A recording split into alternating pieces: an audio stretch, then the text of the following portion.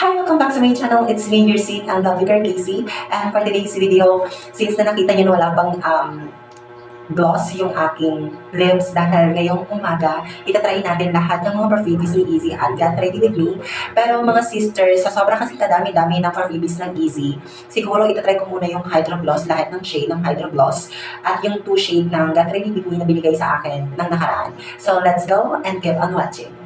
So, yung first shade na na-try ko is, ito yung shade ng Easy na Hydro Gloss. Yung tawag dito sa shade nito is Blackout. So, ito siya sis. Para siyang limited. Pero I highly suggest na kapag nag-makeup kayo ng mga dark makeup, pwede to si Blackout shade ng Easy. So, ito siya.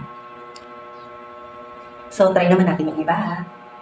Itong pangalawang shade na na-try ko, ito yung shade ng Easy na Knockout. So, ito siya. Ayan. So, kung okay naman sa inyo, try nyo na lang si Knockout na shade. So, try naman natin yung pangatlo. Oh my God! Ito yung pangatlong shade ng Easy, yung Baywatch. Ayan. Napakaganda niya, sis. So, kung gusto niyo yung itry yung Baywatch, yung shade nito, ito yon. Napakaganda ni Baywatch.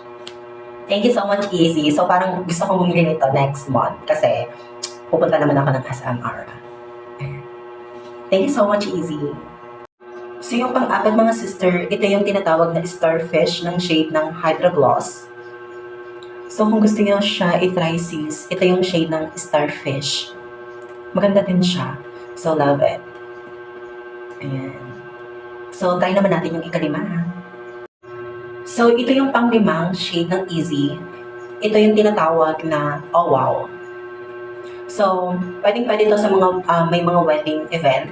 So, kapag may mga makeup artist kayo at wala kayong mga gloss, so I highly recommended this product from Easy. So, ang dami-dami nilang ibinibigay, ang dami-dami nilang pwedeng i-promote sa inyo kung ano yung pinakamaganda nilang shade. So, isa na din to sa pinakamaganda, yung Oh Wow. Ayan, napakasimple lang, pero talagang sinasabi lang, ayan. So, next naman natin yung iba. Oh my God, ito yung bagong product ni Easy ngayon. So, kung hindi kayo familiar sa Cowgirl, so, itong shade na to, ito yung tinatawag nilang Cowgirl.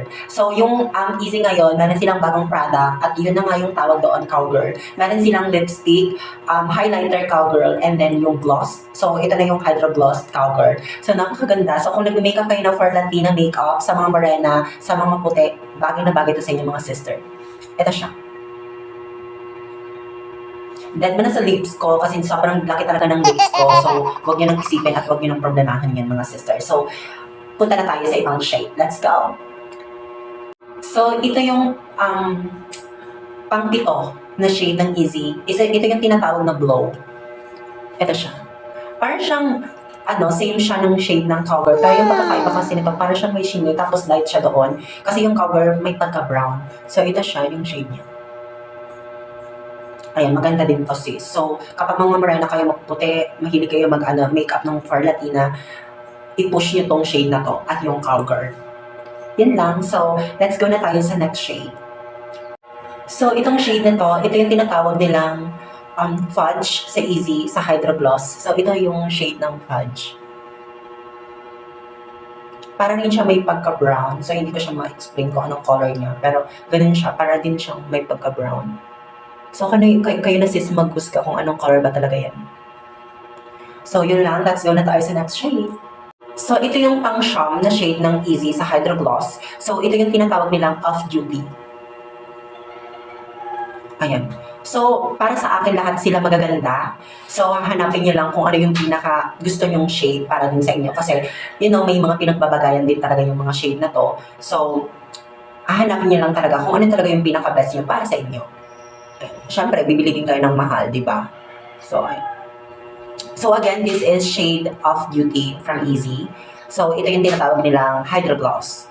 So, let's go na tayo sa pinaka-last na shade ng Hydro Gloss ng Easy. So, let's go!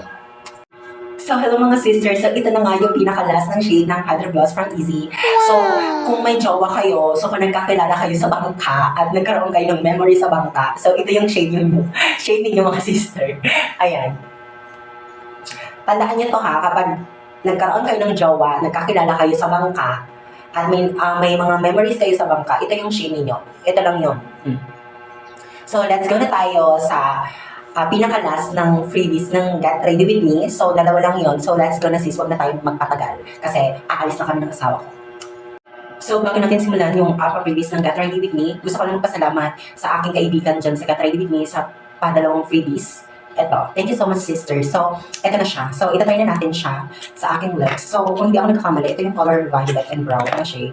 So, hindi ko lang sure kung babagay siya sa akin kasi parang hindi ko kasi talaga siya gusto yung brown. Pero thank you so much pa din kasi freebies na lang naman to. Ito yung color brown.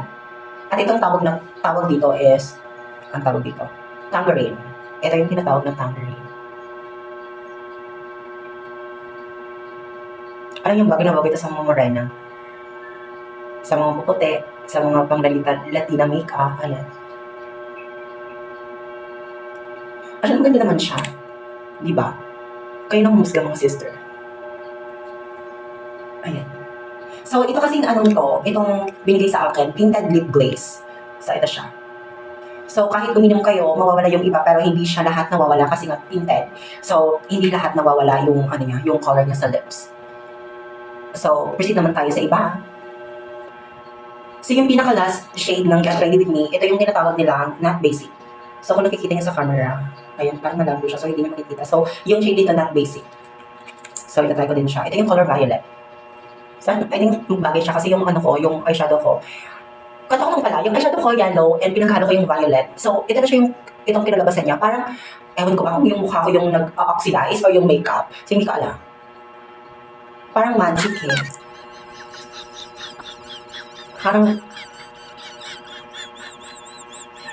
ang daming kababalaghan ng mukha ko na nangyayari. Isipin mo, pinaghalo ko yung violet at yellow sa aking mata, pero tingnan niyo yung kinalabasan ng eyeshadow ko.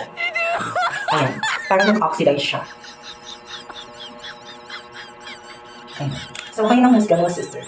So, parang bumagay naman siya sa akin kasi may sobrang natin yung lips ko. So, kaya hindi na ako pinaproblema ng mga sister kasi sabi ng iba, pangit daw. Sabi naman ng iba, maganda. So, ewan ko na din pati ako, pinoproblema ko din yung lips ko kung ano pa talagang pinakamaganda. At syempre mga sister, yung pinaka-color shade na try ko ngayon from Get Ready With Me, ito yung tinatawag nilang not basic. So, color violet siya. So, mga sister, kung may nagustuhan kayo or may napusuan kayo sa mga shade na try ko kanina, galing sa Easy at sa Get Ready With Me, ibahin nyo na habang may mga freebies sila. So, again, this is your seat and lovely girl, Casey. Thank you so much for watching and I love you all.